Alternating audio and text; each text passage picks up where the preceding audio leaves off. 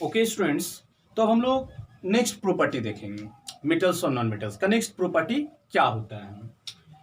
तो इसके पहले जो हम देखे थे वो था ductility.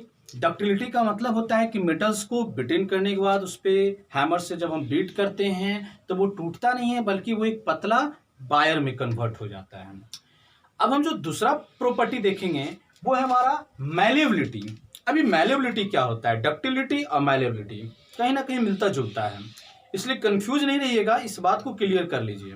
Ductility it means, ductility में था कि मेटल को पतले से पतले वायर में कन्वर्ट किया जाता था। बट इन मैलिएबिलिटी की अगर बात करें तो that it can be beaten into thin sheets, यानी कि अगर मेटल पे हम हैमरिंग करें तो वो टूटता नहीं है, वो पतले पतले स्लाइस शीट में कन्वर्ट हो जाता है।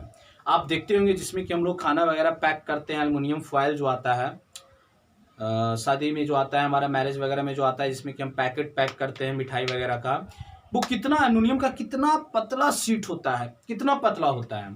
यानी कि एल्युमिनियम हो या फिर गोल्ड हो, ये सब ज़्यादा मोस्ट मैलिएबिलिटी होता है, मैलिएबल होता है। मैलिएबल का मतलब हुआ कि जब हम मेटल पर बीट करें, हैमर से बीटिंग करें, उसको हैमर से चूरें, तो मेटल टूटता नहीं है, मेटल टूटता नहीं है, बल्कि वो छोटे छोटे स्लाइस के शीट में कन्वर्ट हो जाते हैं। तो जब मेटल शीट में कन्वर्ट हो जाते हैं, पतले पतले शीट में कन्वर्ट हो जाते हैं, तो इस प्रॉपर्टी को ही बोला गया है क्या? Malleability.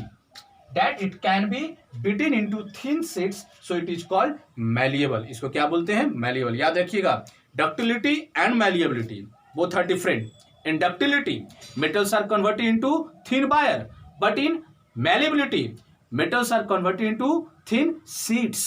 So both are different. Next example, aluminium and gold. Aluminium और gold बहुत ही ज्यादा malleable होता है।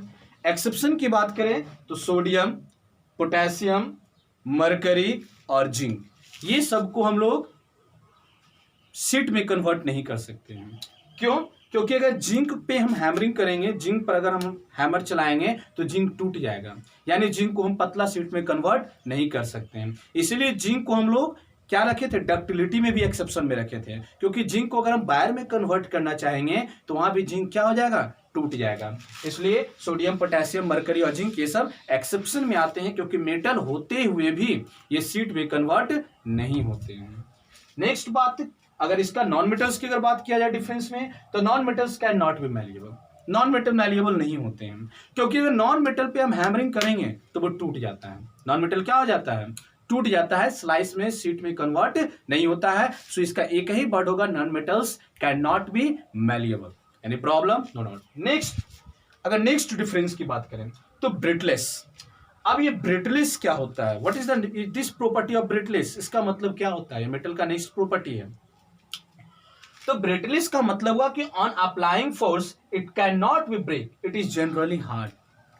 यानी कि ब्रिटलेस का मतलब हुआ कि जब हम मेटल पर फोर्स अप्लाई करते हैं, जब मेटल पे हम हैमरिंग करते हैं, तो मेटल टूटता नहीं है।